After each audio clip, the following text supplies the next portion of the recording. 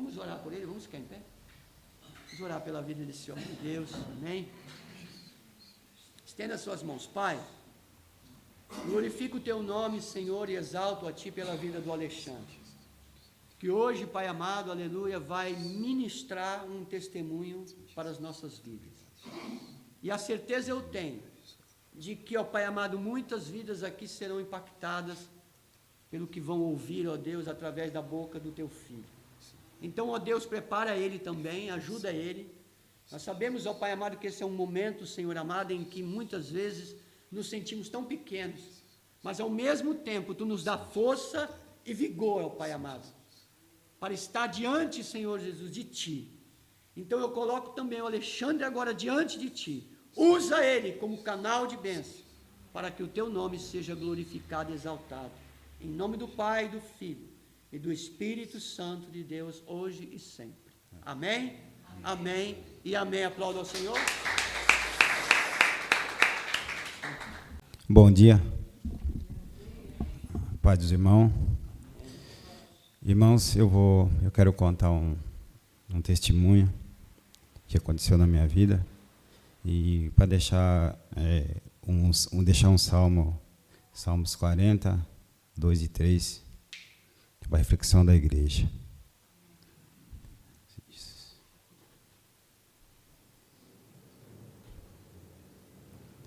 Ele me tirou de um poço, destruição de um atoleiro de lama, pôs os meus pés sobre uma rocha e firmou em meus lago de chasco, pôs um novo cântico na minha boca, um hino de louvor ao nosso Deus. Muitos verão e temerão e confiarão no Senhor. Os irmãos me perdoam que eu tenho pouca leitura, né? Não quis estudar e, enfim, ajudar a minha mãe. E eu nunca fiquei de frente de uma igreja assim para falar com os irmãos, com gente assim. Eu sempre cantei assim, mas contar um testemunho, eu nunca, irmão. A bênção que Deus fez na minha vida foi no ano 2000, a qual eu estava longe dos caminhos do Senhor, mas a minha esposa sempre com a minha mãe na igreja, e só ela ia para a igreja. Às vezes eu ia de domingo, ia lá, só ouvia mesmo e tal. Aí toda vez que o pastor fazia o apelo para a gente aceitar Jesus, eu ficava com vergonha, e eu pensava logo na cachaça, irmão. Pensa no homem que gostava de tomar uma. Meu Deus. E aí falava, se eu aceitar Jesus, eu não vou poder beber, e parece que a bebida para mim era tudo. Mas um dia eu estava em casa um domingo e já era ali pelas umas 10 horas da noite. E eu tenho um cunhado, né? E a casa da minha mãe, eu morava perto, moro ainda, né? Só que estou por aqui. E tinha um muro que dividia a casa da minha mãe com a casa do vizinho. E aí eles combinaram de fazer esse muro, construir esse muro, e a gente ajudar com a mão de obra. Só que a gente, assim, o pessoal, meus irmãos, tem um irmão meu que morava com a minha mãe, e um outro irmão meu estava em cárcere, né? Estava preso e pagando as coisas. E tinha um cunhado também, que morava com nós. Só que devido ao trabalho dele, não tinha como ele ajudar. Só que o meu pai não aceitava isso. Não, ele tem que ajudar a construir esse muro. Aí eles falavam que devido ao trabalho do meu cunhado, não dava tempo. E o velho, como ele era desses nervoso, sabe? Não sabe conversar. O meu cunhado sentado numa mesa em casa para almoçar, e o velho começou a falar. Aí teve uma discussão lá. Aí meu pai sacou de um punhal 12 polegadas, e partiu para cima dele. Ele, para se defender, levantou a mesa e jogou a mesa para cima do meu pai e saiu correndo. Aí meu pai saiu atrás dele. Ele pegou uma enxada na mão e ficou rodeando uma perua Kombi, e meu pai com a faca e ele com a enxada na mão. Eu não estava lá. Aí a minha sobrinha correu até o bar que eu estava, próximo de casa, e falou: tio, corre lá em casa que o vô quer matar meu pai. Aí eu cheguei, estava aquele monte de gente, meu pai querendo furar o meu cunhado. Aí eu cheguei: calma, pai, olha como é que tá a vizinhança, o povo tudo olhando, olha a mãe como é que tá. E não, que eu vou matar ele e tal. Eu falei: calma. Ele deu um vacilo, eu dei um golpe na mão dele e tirei a faca da mão dele. E nisso meu cunhado saiu fora. E ele ficou: não, que eu quero minha faca, dá minha faca. Não, meu filho, não vou fazer nada, eu não vou fazer nada. E aí eu peguei a faca e entreguei para minha esposa. Falei: calma, pai, deixa quieto e tal, eu sei que você não vai fazer nada. Não, mas eu quero a minha faca e tal. E começou a falar, né? A minha esposa pegou a faca, o punhal, e entregou para ele e falou: olha, seu Manuel, o senhor toma muito cuidado, não precisa o senhor nem furar ninguém aí, só do senhor ameaçar já é crime. Se as polícias pegam o senhor desse jeito, eles vão acabar te prendendo, te dar uma cadeia. Não, minha filha, eu não vou fazer nada e tal, daí que eu vou. Ah, tudo bem então, tá aqui. Entregou a faca para ele, ele saiu. Do jeito que ele saiu, eu peguei e virei as costas e fui pro bar de novo, irmão. E lá eu fiquei. Aí eram quase chegando às 11 da noite, e eu lá ainda. Aí meu pai chegou, de boa lá, e começamos a conversar, e ele já pediu uma pinga e começou a beber. Aí ficamos lá, conversando e tal. De repente, passou uma perua pro lado de fora, assim, a perua branca, Kombi. Ele viu a perua. Aí ele tomou rápido aquela pinga, que ele estava tomando aquela cachaça. E falou: eu vou para casa que amanhã eu tenho que pular cedo para me abrir aquele comércio lá. Ele tinha um barzinho também. Aí eu falei: cuidado, pai, o senhor está indo para lá. Mas o senhor viu quem passou ali, eu sei que o senhor viu. Toma muito cuidado. Não, meu filho, pode deixar, eu tô indo. Vou só dormir. E ele foi, irmão. E eu fiquei lá no bar. Falei: vou tomar mais uma aqui, a saideira. Sempre tem que ter a saideira. Vou tomar a saideira e eu vou embora. Aí falei: dá uma saideira pra mim, Ceará.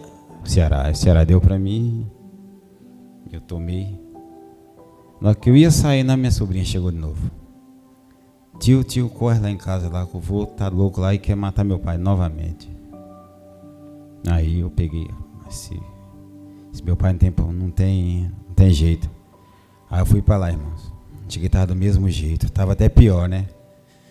Aí à noite, o barulho, e aí o povo ficou tudo olhando.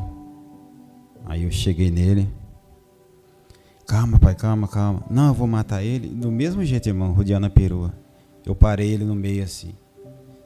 Aí eu cheguei bem do lado dele, pus a mão no ombro dele: pai, vamos embora. E virei meu rosto, tipo, vamos embora, e fiz assim. Ele fez assim, mano, do lado. Eu senti isso daqui, aqui no meu peito. A faca entrou inteira e bateu a mão dele em mim, assim, irmão. Entrou inteira a faca em mim. Eu peguei e saí. Eu saí, aquela dor, e eu fui caindo assim. cai do lado da cerca de casa e fui me apagando, né? Foi embaçando a vista, aquela dor e tal. Aí falaram para mim que o meu irmão mais novo, Vanderlei, chegou e na que viu meu pai com o punhal na mão e eu deitado já desacordado, ele deu um chute no braço do meu pai, no braço que estava a faca. Deu no meio da cana do braço dele, essa cana aqui. Essa cana quebrou no meio, que esse osso subiu em cima desse aqui. Fez isso, irmão. Então essa cana do braço dele ficou bem pequena assim. Um osso no outro assim. Aí chutou a boca dele, quebrou as dentaduras, né? Os dentes quebrou. E já chamaram a polícia, isso eles contaram depois que eu já... A polícia chegou, levou meu pai, levou a faca. E aí eu já estava... Me socorreram. O meu próprio cunhado que me socorreu. Eu lembro que ele e o outro colega meu, catou eu, foi dentro da perua, correndo, e eu com aquela dor. E aí eu só vi os barulhos, só os balançados. Cheguei até o hospital lá. Aí eu não vi mais nada. Aí apaguei. 2 dias depois eu acordei. Quando eu acordei, estava debaixo de uma... Parecia uma bacia bem grande. Um monte de fio em mim, sonda, dreno, muita dor. Eu estava na UTI. Quando eu abri o olho e olhei para cima, a primeira coisa que eu vi foi o rosto da minha esposa, estava me olhando e tal. Aos poucos ela foi falando as coisas para mim. A primeira coisa que eu falei na hora que eu vi ela e tal, já perguntei logo do meu pai. E meu pai? Ela, calma. Seu pai está preso. A polícia levou ele. Eu falei, mas não era para ter levado. O que ele fez comigo não era ele ali, era o próprio inimigo. Ele estava bêbado. Eu acho que ele não me viu, pegou e me furou daquele jeito. Mas mesmo assim eu falei para ela, assim que eu sair daqui, eu vou tirar ele da cadeia. Aí, e eu ali no meu quarto, os enfermeiras, as mulheres que iam fazer a limpeza, e às vezes faziam o curativo de mim, me perguntavam o que aconteceu. Eu falava bem pouco e eles perguntavam o que aconteceu. Eu falava assim, que foi o meu pai me furou e tal. Ai, nossa, seu pai. Eu falei, mas assim que eu sair, ele está preso. Mas quando eu sair daqui eu vou tirar ele. Eu sei que não foi ele. E assim foi, irmão. Vou abreviar rápido, senão não dá tempo. E eu fiquei 18 dias internado. Os médicos tiveram que abrir a minha barriga, né, estroncaram aqui, deixaram aberto. Fez o curativo dentro, arrancou um rim fora meu. A faca cortou o meu estômago e pegou o rim nas costas. Aí foi retirado o rim. Fiquei com 46 pontos aqui na barriga. 43 da cirurgia e 3 da onde entrou a faca. E aí deu alta para mim, 18 dias eu saí. Passou uma semana em casa, 5 dias. Na outra semana eu fui até o fórum para me retirar a queixa. Aí pediram para me falar com o promotor. Eu falei com ele. Você quer retirar a queixa? Eu falei, eu quero. Mas toma cuidado, que isso é uma coisa muito séria. Não, é sério mesmo. Fala o que aconteceu. Aí, irmãos, para livrar o meu pai, como eu gosto muito dele, eu falei para eles assim, meu pai ele tem problema e ele toma um remédio forte, que é o mão branca. E ele tem um comércio, um bar, e ele não pode beber, não sei o que aconteceu. Ele tomou uns goles e ficou meio doido lá e pegou uma faca. Estava querendo fazer loucura com a faca lá. Eu fui tentar tirar a faca da mão dele. Nós entramos em luta corporal, caímos no chão e a faca entrou em mim por acidente. Eu tive que contar essa história para me tirar ele de lá. Tive que mentir para tirar ele. E aí tudo bem. A gente vamos aguardar. Mesmo assim, teve o júri dele, júri popular. Todo mundo foi lá ver. Eu fui, inclusive eu fui também, todo mundo foi. Teve o júri popular dele. E durou mais ou menos 1 hora mais ou menos de júri. Contei a mesma história. Aí acabou. Ele foi para a prisão novamente e nós fomos embora. Ele ficou só 2 meses. Era para ele ficar 17 anos preso por causa da arma branca, que é a faca, e o fragante. Ele ficou 2 meses só. Só que quando acabou aquele júri popular, que nós fomos embora para casa, na outra semana eu fui visitar o meu irmão, que estava preso também na cadeia de Piracicaba, Valdecir. E o meu pai estava nessa mesma cadeia. Só que o meu irmão não sabia o que tinha acontecido. Só que ele ficou sabendo que entrou um senhor lá preso, com o mesmo nome do meu pai, a idade. E aí ele pediu para transferir esse preso para o pavilhão que ele estava. E como na época ele fazia parte de uma facção, não vou falar qual facção que é, e tinha essa autoridade com os caras. Aí conseguiu transferiu esse detento para o mesmo pavilhão que ele estava. Aí viu que era meu pai, conversaram lá e tal. E como eu tinha o nome no hall de visita do meu irmão, eu fui tranquilo. Cheguei lá, eu entrei, na hora da revista, eles revistam a gente e tal, a gente tira a roupa e tem que abaixar 3 vezes no chão, 3 vezes abaixar. Aí eu falei com o carcereiro que eu não podia fazer aquele movimento devido a uma cirurgia que eu tinha feito, nem ele sabia, que jamais ia falar.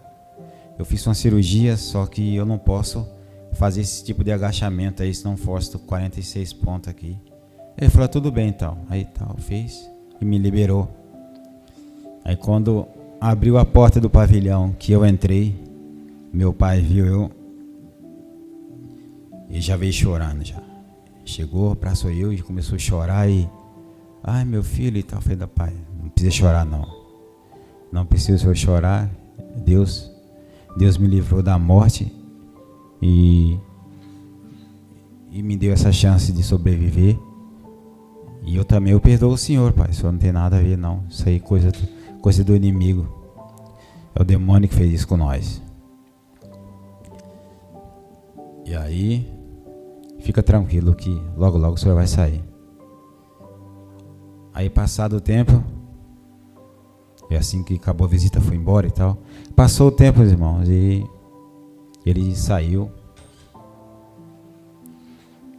Aí eu trabalhava na construção civil, e ele continuou com o botequinho dele, vendendo as cachaças dele. Todo dia que eu chegava do trabalho, eu passava no boteco primeiro, eu tomava uma para depois eu ir para casa. Então eu passava lá, tomava umas cachaças com um colega meu. Quando eu ia embora, o colega meu continuava lá. E aí depois o colega meu falava, nossa, negão, na hora que você for embora, toda vez que você vai embora, quando você toma uma cachaça e vai embora, o seu pai chora muito. Aí eu perguntei para ele o porquê. Aí ele fala, oh meu Deus, o meu filho, um rapaz tão trabalhador desse aí, nunca fez nada, e eu quase que eu tirei a vida dele. Aí o rapaz falava, nossa, mano, fica tranquilo, ele já te perdoou e tal. Inclusive o senhor já está até aqui por isso. Aí foi passando os dias, irmãos. Ele começou a sentir uma dor no estômago.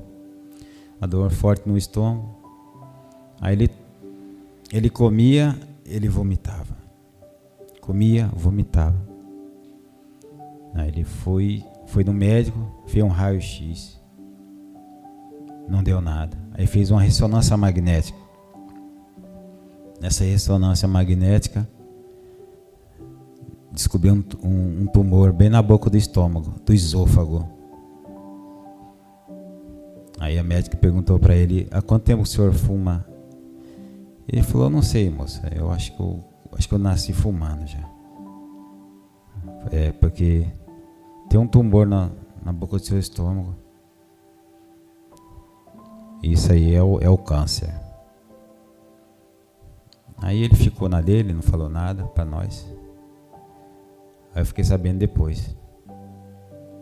Aí foi emagrecendo.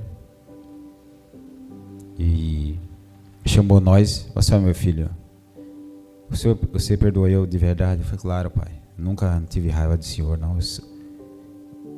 Fica tranquilo, isso aí foi coisa do inimigo, mas fica tranquilo, pai. Você está perdoado." E aí, a minha mãe crente, né? Sempre crente, falou com o pastor da igreja, pastor Anésio, perguntou para meu pai se ele queria aceitar Jesus. Ele falou que queria. Aí ele recebeu, perguntou se ele queria batizar. Aí ele falou que queria. O pastor foi em casa, batizou ele lá em cima da cama. E ele se alimentava na sonda. Aí inclusive eu peguei uma furadeira, fiz um furo na cabeceira da cama dele, uns 80 centímetros para cima. Coloquei uma broca 6, bucha 6 e taquei um parafuso com gancho, onde eu pendurava a sonda dele. Aí cuidamos dele, irmão. Foi no domingo de Páscoa. Ele faleceu. E aí fizemos o velório dele e teve um culto muito bonito lá em casa no dia do velório dele. Isso aí foi. E eu continuei me recuperando. E não parei, irmão. E fui bebendo as cachaçadas e tal. Aí um belo dia eu sempre ia para a igreja, o irmão fazia o apelo e eu nada. Aí teve um trabalho para a gente fazer num bairro perto de casa. O colega meu me chamou para ajudar eles a fazer um concreto no quintal. Aqui é betão, lá é concreto. Fui lá ajudar ele e fui com outro colega meu. Nós fomos de bicicleta. Chegamos lá, fizemos um muro alto, não tinha muita ventilação. Fizemos o betão, aí colocaram a churrasqueira lá, começamos a assar a carne, e eu tomando uma cerveja, comendo uma carne. E tinha uns rapazes lá que gostavam de fumar uma ganza, lá é maconha. Começaram a fumar. O meu vício era só tomar cerveja mesmo. Até fumar cigarro, eu tentei fumar, mas para mim não deu certo. Graças a Deus. E ali a fumaça do churrasco misturava com a fumaça daquela ganza. A gente comendo e inalando aquilo. E eu bebendo, fui ficando zonzo. Aí eu falei pro meu colega, o Buda. Falei: Buda, vamos embora que eu tô ficando ruim, cara. E é longe. E essa fumaça aqui, esses caras fumando isso aí, eu vou ficar ruim. Vou ficar mais ruim ainda. Ah, tá certo, negão, vamos embora e tal. Falei: vamos que vamos. E nós foi, irmão. Chegamos numa reta, vinha vindo um carro lá, e nós na nossa mão. Eu do nada, eu entrei nessa mão e falei: Buda, eu vou passar em cima daquele carro. Você é louco, negão? Sai daí, rapaz. Não, vamos. E o carro vindo, irmão, e eu indo na frente. O carro vindo, eu indo. E chegando próximo, bem próximo, o Buda, sai, negão, sai. Eu falei, não, vou passar por cima. E eu vi que ele não ia sair, irmão. Eu só levantei a minha perna assim, ele deu no meio da bicicleta. Eu não vi mais nada. Diz o Buda que na hora que eu caí no chão, eu caí com os braços abertos, a cabeça no asfalto, no chão, era meio descida. Eu caí tipo com o braço aberto e as duas pernas abertas. E no meio das minhas pernas assim, começou a descer uma lista de sangue. Passou por baixo de mim, passou por meio da minha perna, sangue. E o cara que me bateu, ele saiu correndo com o carro. Aí quando a ambulância chegou no local, aí o cara veio. Com medo de alguém fazer alguma coisa para ele. Aí disse que levaram eu, não vi nada isso aí. Me levaram 4 horas depois. Eu acordei, a minha mãe estava lá. E esse ombro meu encostava aqui em cima, irmão. Emendou isso aqui. 4 pontos de sangue. Ponta de sangue entrou no meu crânio. E o joelho meu estourou o tendão. Teve que emendar de novo. Passou o tempo. E eu ali sem ir para a igreja. Tipo assim, ia para a igreja, mas... E graças a Deus a gente sempre teve o sangue bom assim para recuperação de cicatriz e tal. Aí um dia eu estava na igreja, irmão. E eu falei, hoje eu vou aceitar Jesus. Vou aceitar Jesus. Quando o irmão fazer o apelo, eu vou ir. O irmão fez o apelo. Eu ia bem para a igreja assim e fiquei com vergonha. Falei, eu não vou hoje não. E não fui. A casa da minha mãe é um ponto de pregação. Tem esse ponto lá há mais de 3 anos. Mais de 20 anos, quer dizer. Desde 90. Desde 93 tem esse culto. Aí eu estava lá, uma irmã Maria Helena, Milena, trouxe uma palavra lá e começou a falar que Jesus é bom. E se você tiver com vergonha de aceitar Jesus, não tenha vergonha. Se você tem medo de que os seus amigos vão afastar de você e que você não vai beber mais com eles e tal, não esquenta a cabeça que Jesus é maravilhoso. E foi falando isso, eu fui pegando para mim, irmão. Aí foi um grupo de pagode, de samba, gospel cantar lá, o Aurélio, Luiz, que Deus já levou também, Luiz. E eu comecei a olhar aquilo lá e tal. Eu falei, vou aceitar Jesus hoje, eu vou entrar nesse grupo aí. E aí, a irmã fez o apelo, eu peguei, fui lá, ergui minhas mãos, aceitei Jesus. Nunca mais bebi mais. E as coisas, irmão, para mim mudou tudo. Depois que eu parei com isso, a minha casa estava em construção. A parte de baixo, tinha feito só a parte de baixo. Eu tinha planos de fazer em cima.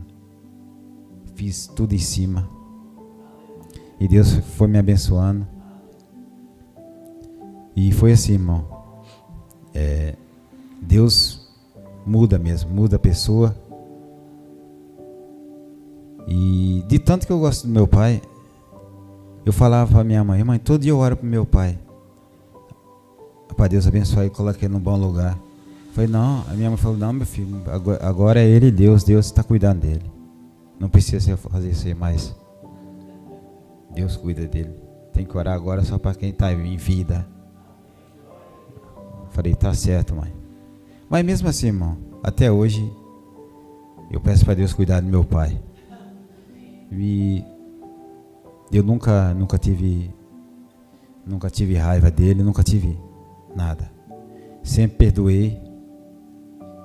E é assim, quando você perdoa uma pessoa da boca para fora, Deus sabe. E se perdoar de coração, por dentro, Deus sabe também.